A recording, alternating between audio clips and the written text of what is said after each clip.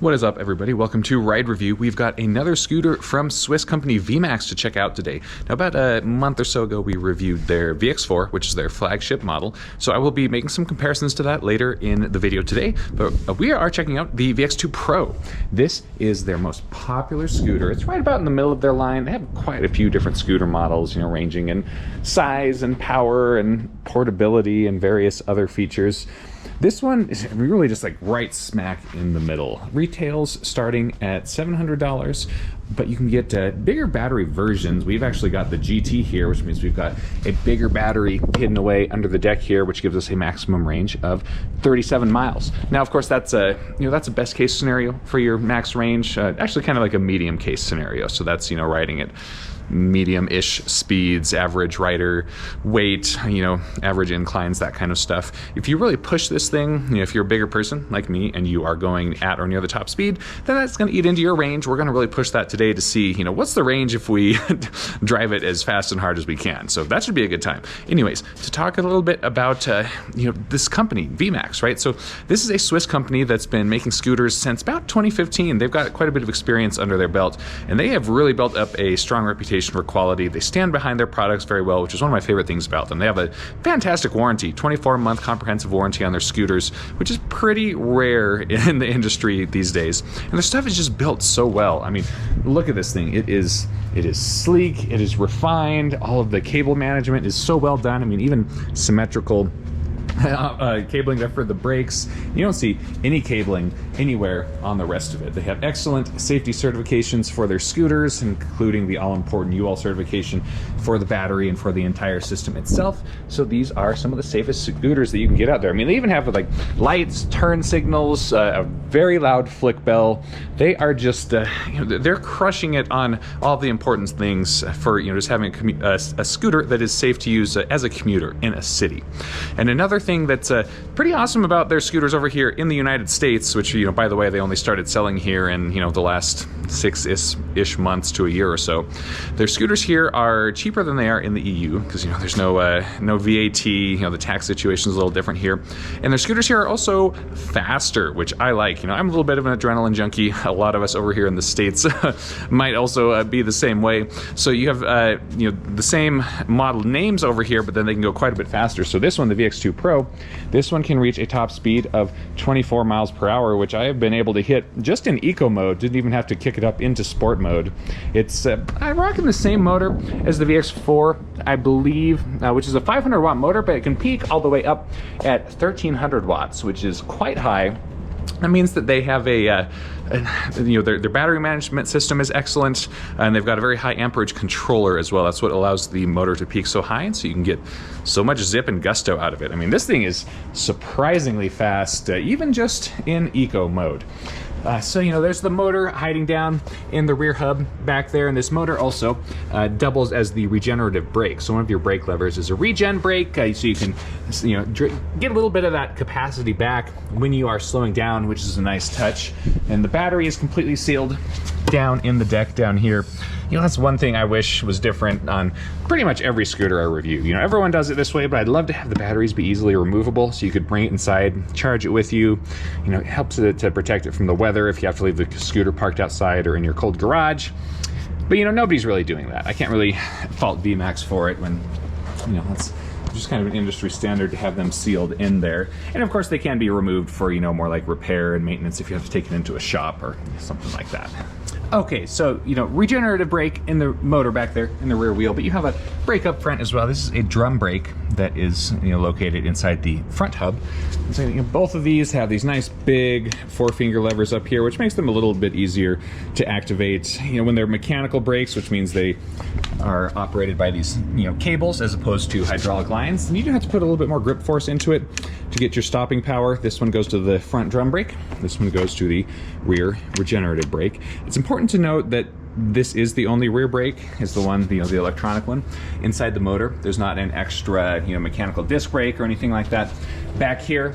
So bear that in mind. I would probably recommend that you use the right rotor more so that you're using that rear brake first to take advantage of that regenerative capability. And you don't want to squeeze too hard on the front brake, because that, if you lock the front tire, then you're going to fly over the handlebars. Not going to be a good time. So that's the one disadvantage to having this setup like this, is that this front brake is probably more powerful than what this electronic brake back here can do. I'll try and really test it out today to see how strong it is, but electronic brakes typically tend to be not quite as strong as their mechanical counterparts, and they also are not completely fail-proof. There's situations where they just can't provide very good stopping power, and you have to rely on the mechanical systems, which in this case is the front one. So like I said, I'm going to test this out today to really get a feel for it. VMAX does a very good job with their motors, so I wouldn't be surprised if its stopping capabilities are also increased. Okay, let's talk about some of the more, I guess, commuting focused aspects of this scooter here, because that's really what this is designed for. Like, this is a purpose-built commuter. It's reasonably lightweight at around 45-ish pounds if you have the GT version here. If you go with the standard one, you can shave off at least a few pounds of that because the battery is quite a bit smaller. You get these nice full coverage fenders on the front and in the rear here. This hook is for when you fold it. This fender can kind of function as a footrest, not really meant for it, and the deck is a little bit small. If you've got big feet like I do, it feels a little bit crowded on that deck, especially compared to the VX4, but still decent. I got used to it pretty quickly. There's a shot of the fender up here. We got reflectors on the side here. Great safety touch. Now let's talk about the lighting on here, because they just do such a good job with the lighting and signaling setup. We're going to fire up the display. I like this display more than the one on the VX4, honestly. I find this one to be a little bit easier to see, honestly. Bright daylight, you can see it really well. If you're wearing tinted sunglasses, it can be a little bit more difficult, but there's not a whole lot you need to see on here. There's your battery, there's your speed, here's the miles for the day. It's a very simple, intuitive display. There's only one thing that you can change on it, which is you can press the power button, turn on sport mode, press again, turn off sport mode. There you go. I guess you can turn on the lights. That's right, we were gonna look at those. Let's hit that. We get the little light icon on there to let us know they are turned on. So we have a excellent 60 lumen headlight on here, or is it 60 lux? It's one of those two. This thing is bright. It's got side cutouts, which means you can see the light from the side. It is obscured by the brake lever just a little bit there. And if we come back here, we can see the tail light. We are in a shadowy area right now, so in sunlight, it doesn't stand out super bright, but you do get the brake light activation here, which is pretty bright. You can see that during the day, and that's a really nice safety touch to have. And my favorite part is the turn signals. So we hit left here. Let's come on out here to the back.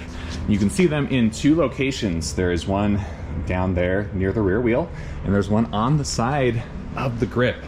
I love this. This is the best place to put it here because you can see it from any angle. Front, side, rear. It's nice and bright. This is such a great touch. They have these turn signals on all their scooters, and I am a fan. There's the right one as well. It does beep once when they turn on. You get a little light on there so that you can hopefully remember and turn it off, because these do not have a timer. What else? We got the flick bell as well, and this is very loud. I've had to try to get into the habit of using it a little bit before I get to the people I'm going to be passing, further before them than I normally would, because it's quite loud, and I kind of scared some people on accident. But it's good that it's loud, because then someone in a car might actually be able to hear you with this thing. Okay, next I'm going to do some comparisons with this and the VX4, since I have spent a lot of time on the VX4. And if you're looking at VMAX's different models, trying to decide which one's right for you, this one, the VX2 Pro, this is really just like the purpose-built city commuter. It does not have any suspension. The VX4 has full suspension. This does not have any. Now you get a little bit of cushion from the tires. These are 10 inches by 2.7 in width, so that's a little bit of cushion, but they're not going to roll over things very well. Without suspension, it's going to be a pretty rough time if you go on trails. There's also no puncture protection on these. They've got great tread on them. They're tubeless, but they're really made for riding on city streets. So that is where this thing is going to do the best. It's also 20 pounds lighter than the VX4, and then the electronics are a little bit simpler. This has a much simpler display, which I like. I find it a lot more just intuitive and easy to work with. And this one also doesn't seem to pair with the smartphone app. I noticed when I turn it on, there is a little Bluetooth icon on there, so the display is Bluetooth capable, but the VMAX app doesn't see it, and so Hey guys, so I thought that the app didn't work with the scooter, but it turns out I was just using the wrong app. It's a different one than for the VX4. So the VX4 uses one called a VMAX e-scooter, and then this one here, the VX2 Pro, uses an app called VMAX Connect. So once I actually, got the right app, things worked well. It actually says that in the manual. I just skipped that page. Anyways, let's check it out. So I got the scooter powered up here, and here it is. When you open up the app, this is kind of the home screen of it. You can see your speed right in the center. Obviously, there's a lot of really useful features on here. I think it says disconnected right here. Let me see. There we go. Now we are connected. Boom. So we can, we can control the speed mode from here. Like I can switch it over to eco, and then it does switch on there. If I come back, then boom, we see the little S. We can turn the lights on and off. And that works. The most useful feature on here, I think, is the lock and unlock. You can hit that, and then it puts it into park mode. I think it actually, if you if you even start to like move it around a little bit, it'll start beeping at you, and no one can ride away on the scooter this way. Great security feature to have on here. Then you can just tap that again to unlock it. And there's some more goodies in here. We can come in here to the details. We can see the exact battery percentage, more just specific kind of diagnostic information about the scooter, app version, etc. And if we come up here to settings, let's see, riding mode, I think that's just changing it again. You can change your units if you prefer metric instead of imperial. Oh, and this is a nice safety thing too. This boot mode, 0 start. If you switch this to kick start, then you have to give the scooter a push and get going a few miles per hour before you can use the throttle, which that's the way a lot of scooters are by default. I guess it kind of depends on the brand, but I do recommend having it set that way, just so that if you accidentally hit the throttle when you're at a standstill, it doesn't take off on you, catch you by surprise. Then you can come in here to advanced settings and check this out. You can actually change the acceleration and braking intensity or response levels. That's pretty cool. I don't see that on a lot of scooters. So if you want to, especially like for the brake, that's for that regen brake that's in the back motor there. So you could crank that up a bit if you want a lot more stopping power from it. It's actually set pretty low. So that's a really cool feature to be able to dial that up. And remember, that's the regen. So and get a little bit more regen out of it. And then you can even, come in here and update the firmware. This is another really nice touch that, again, not a lot of scooters have taken advantage of. It can be really a pain if your scooter's on an old firmware and you need to update it for any reason if they don't support this kind of over-the-air update, because then you have to take it in somewhere or ship it somewhere to let them upgrade the firmware for you. So you can actually just do it right in here. Mine's already on the latest one, so we don't need to do that. I think we've about covered it. They've got a little button here so you can just, email support right from the app. Overall, really solid job. This is, more polished than the VX4's app, which was already pretty good. So, kudos to VMAX for making something that, really is quite useful and does, extend the utility of the scooter. The VX4 does have an extra brake, so in addition to the regen brake back here, there's also a mechanical disc brake in the rear with a 160mm rotor, so it has quite a lot more stopping power. So the VX4 is more of an all-purpose scooter. If you are going to use it for commuting, but you also want to be able to go and tear it up on the trails, do some off-roading, it's got the puncture-resistant tires and everything, then that'd be the one to go with. But if you're just going to be using it, more for in-city commuting purposes, VX2 Pro is definitely the way to go. I can see why this is their best-selling scooter. It just has so much utility to it. It's pretty easy to carry, weighing in at 40 to 45 pounds, depending on the version that you get, and it's just as fast as the VX4. Probably faster, honestly, since it weighs a little bit less. In eco mode, it's super spicy, and you kick it up into sport, and you can really cover some miles quickly. Speaking of, the folding aspect, let's cover that real quick. I'm gonna turn this off. And I like the folding on here actually better than the VX4 because this one latches just a bit better. It's a lot smaller and lighter weight, which definitely helps. But there's a latch back here right on top of the fender, and there you go. It stays pretty secure in that latch position. So if you do have to transport in a vehicle or something, it's not gonna be flopping around. And then boom, you just pick it up like so, and yeah, not too bad. Compared to a lot of the really big scooters and e-bikes that I've had to lug around, this thing feels light as a feather. If you have to carry it up too many flights of stairs, that might start to feel a little heavier then. But for most use cases, this is solid, and it's got a pretty low profile here too. It's not too long. That is the benefit of the deck being smaller is that this just does not take up a whole lot of storage space. Okie dokie. Well, the weather's really taking a turn for the worse here. It kind of looks like it might rain. It's getting pretty windy. But we got a test riding to do, so hopefully we can beat the incoming storm.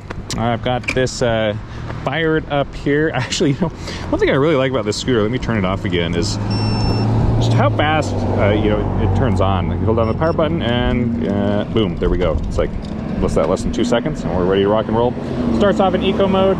We're going to leave the lights on, which is good for safety. They do drain a little power from the battery, I'm sure, but for a proper, really pushing a range test, we should probably just leave that on. We are just going to start out in eco here, and I'm going to be, if I stand at my normal height on this scooter, then you can't really even see the display or anything. I'm pretty tall at 6 feet 3 inches tall. I feel good standing up on it, but I am riding kind of low down here just so you guys can see the display, maybe even see the speed on it. Just riding in eco mode right here, I love how much juice this scooter has. It's really got a lot of get up and go. And what makes that even more impressive is that the motor is basically whisper silent. I mean, even on a normal day, can't really hear it. Now that we're, kind of going into a headwind, can't hear it at all. Let's see what kind of speed we can get up to going down this hill.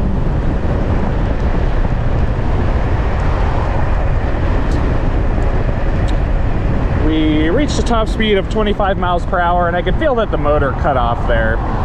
So it is actually speed capped to 24. So we were able to just, kind of coast past it a little bit. Let's try going up that hill. That'll be a good one to climb up. All right, now that we're in a little spot with no wind, you still can't hear the motor. I mean, there's nothing from it. I hear the tires on the pavement a little bit. That's about it. Okay, I'm gonna come to a complete stop here. And then we'll give this hill a go. This is about as steep as they get out here in the Fort Collins area, so we'll just hit full throttle. Acceleration's a little bit slower now, but we are still accelerating. There we are, up to 15 miles per hour now.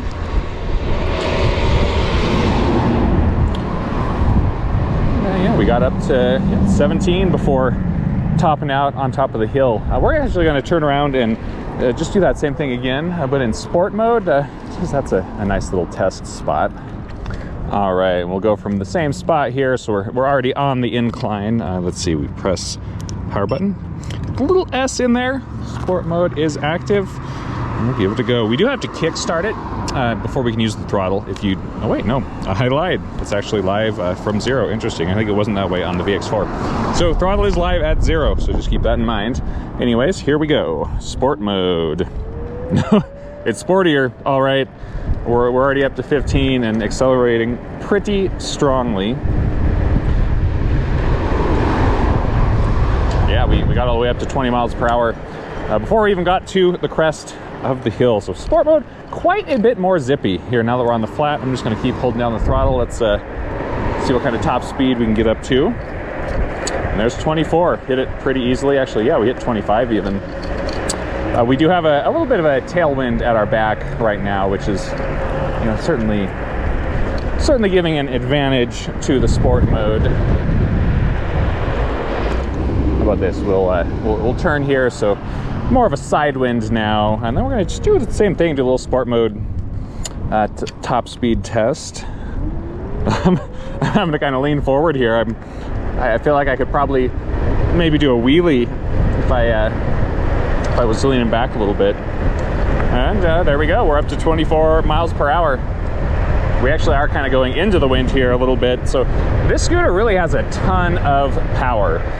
You wouldn't think that just looking at it on paper if you're looking at the 500 watt motor and thinking like, oh, that's not very much. But when you have such a good controller in here and you can peak up that high, then yeah, you can get going very fast.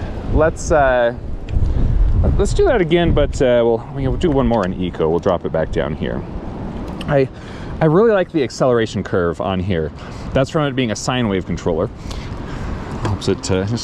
have a nice smooth ramp up. It's not overwhelming, you know, even if you hit the full throttle from a start, you don't feel like you're gonna fall off the back. And there we go, boom, we're at 24 miles per hour. Pretty solid acceleration, even in just the regular eco riding mode. Let's switch it back over to sport one more time. This time I'm not even going to kickstart it. I'm just going to hit the throttle so that you can see what I mean about the ramp up. You know, it doesn't just aggressively take off from zero, which definitely is a nice little safety touch. So here we go, full throttle. 10, 15, 20. Can we hit it before the stop sign? There's 24, nice. Okay, I want to do some brake testing. You know, remember we've got the drum brake up front and then the electronic brake back here. Typically electronic brakes aren't as strong as their mechanical counterparts. I want to see if that's the case here or not though. You know, VMAX does a really good job, so I wouldn't be surprised. So what I'm going to do is I'm going to get going to like 15 or so, and then I'm just going to hit just the rear brake, you know, as hard as I can, which is this right one here. That did pretty good. Let's try the same thing, but we'll get going a little bit faster. Let's get going up to like 20 miles per hour. Okay, and then I'm just gonna hit that brake as hard as I can. All right, yeah, did all right. You know, it's not on par with like a good mechanical disc brake, but it did stop it pretty well.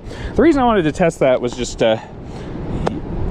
you don't ever want to be hammering on the front brake. You know, we probably could get it to wheelie. I'm gonna see if I can just at kind of a low speed if I really like hammer on. No, that's pretty good. All right, let's try from like 10 and then just try to lock it. Okay, yeah, actually that's pretty nice. It's you know, set up just right so that it's not strong enough to lock out the front wheel. So they were definitely thinking about this, you know, when they set this scooter up. One thing to keep in mind, I guess, is that even though VMAX did a good job with this, you know, since this is a mechanical brake, this cable is going to stretch over time. At some point, you're going to have to adjust this yourself. You know, you can tighten this nut. That will tighten the brake itself so that it can then brake harder. I mean, you can't adjust it the other way too, obviously. So when the time comes that you have to do that, you'd probably want to do this same test that I'm doing now, where you get going just a little bit, you know, 5 to 10 miles per hour, and then squeeze that brake as hard as you can. And if the scooter, you know, wheelies up on the nose like that, that means your brake's too tight. This one's not. VMAX did a great job. No surprise here. You know, they're pretty good about all of the, you know, safety related things. Okay, I mentioned the footboard, you know, being a little on a small side, you know, and this is me comparing it to the VX4, of course, and also, you know, I've ridden a lot of very big scooters in recent months. So here is just kind of I don't know, an idea for it. Just for reference, these are, you know, size 11 men's shoes here. So I've got pretty decently sized feet, so, you know, I can't really fit them side by side on it like this, like they're half falling off. That doesn't feel great. So I'm usually riding just kind of like this. Like I'll put one foot sideways, one foot forward here. That way I can still face my body mostly forward. I don't really like to ride sideways on the scooter. I don't think it feels great. And so this works pretty well. You know, it's reasonably comfy. I've got enough room. I feel like I could probably do some serious miles on here without too much discomfort, which we are going to try out. But yeah, there you go. On the topic of ride comfort, this is better than average for sure. It's, you know, nowhere as good as the VX4 or any other full suspension equipped scooter. You know, it doesn't help that on the VX4 the suspension is among the best that I've ever ridden on for a scooter. So compared to that, this feels, you know, pretty rough. Like if when I get going really fast and even just hitting these speed bumps on this road, then the handlebars, you know, bounce around a lot from the impact, and I can definitely feel it in my arms, you know, in my feet. And we have pretty smooth roads around here too. You know, if you have rough pavement where you live, potholes to watch out for. You know, obviously it's going to be a lot bumpier of a ride. That's just the price of riding without any suspension. But compared to other scooters that also don't have any suspension, this feels great. They picked good tires on here that help to absorb some of the impacts. And one thing that I like that is you know, more of a safety and stability thing is that the scooter feels very safe and stable at speed. And I think that's, you know, they have a really rigid steering column on this thing. You know, like it doesn't bend or flex at all in any direction. It has maybe a little bit of damping to the turning, but it's very rigid, it's very sturdy. The whole scooter feels that way. So, you know, even when I get going up to 24 or 25 miles per hour, I feel safe on it. And that is not the case with a lot of scooters. Like, you can start getting something that's called like death wobble or speed wobble, where it's just what it sounds like. The grips, the handlebars will start to wobble back and forth, and any bumps and impacts can exaggerate that and make for a very scary riding experience. And I don't feel that on this scooter or on any of VMAX's other ones that I've ridden on. They build them very well, and so it lends a lot more confidence if cruising around at high speed is what you want one for. Alrighty, my friends, so since we have the GT version, we are actually going to do a little range test today, just to see what kind of miles we can get out of it. Now, it's supposed to be able to get up to 37 miles, but that's kind of an average use case scenario. If you are bigger, like me, I'm 6 feet 3 inches tall, which creates more wind resistance. I weigh about 190 pounds. That's going to affect it, and how you ride affects it too. If you're riding in eco, you can get a heck of a lot more range. We're going to ride in sport mode basically the whole time, and be cruising right around the top speed. Try to find some nice inclines to climb up. I want to know what the worst case scenario range is. If I'm riding it in the fun way that I like to, how far can I expect to get? And so, we'll see what we can do here. We're at 6 miles so far today, still feeling full battery here. So we're just gonna zoom around, have some fun, and hopefully don't get rained on.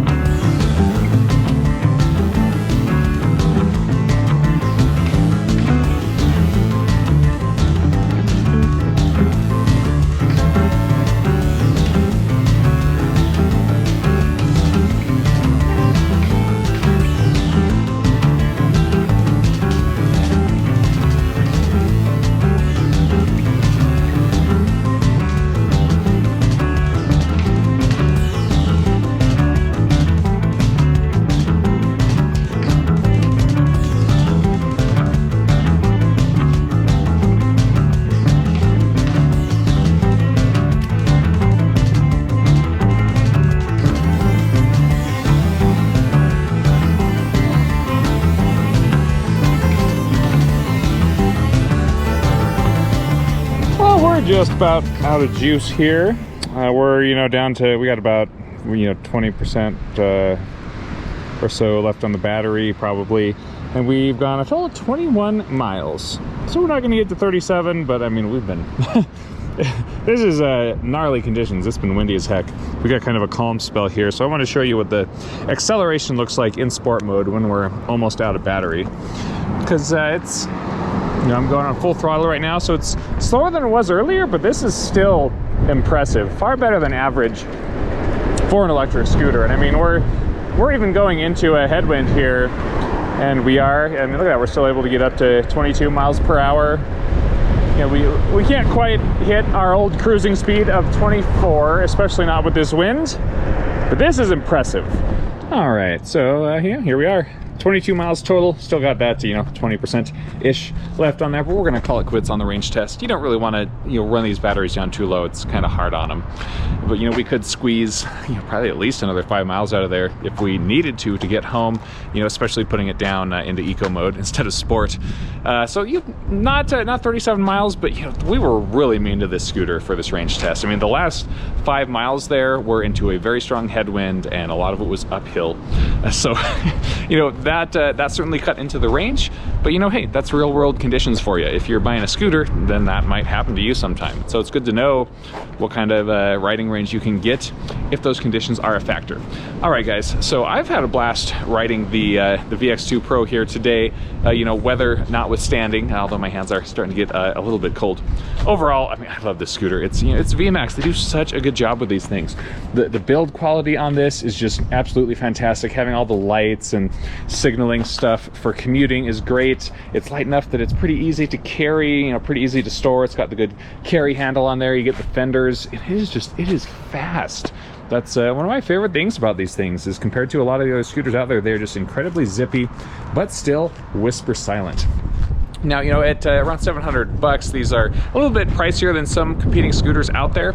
But, you know, with scooters, like with anything else, you really do get what you pay for. VMAX does such a good job with their build quality on these and their support, too. I mean, most scooters, you know, you get 6 months warranty, a year if you're lucky, and you get 2 years for VMAX. You know, they've been doing this for a long time. They really know their stuff.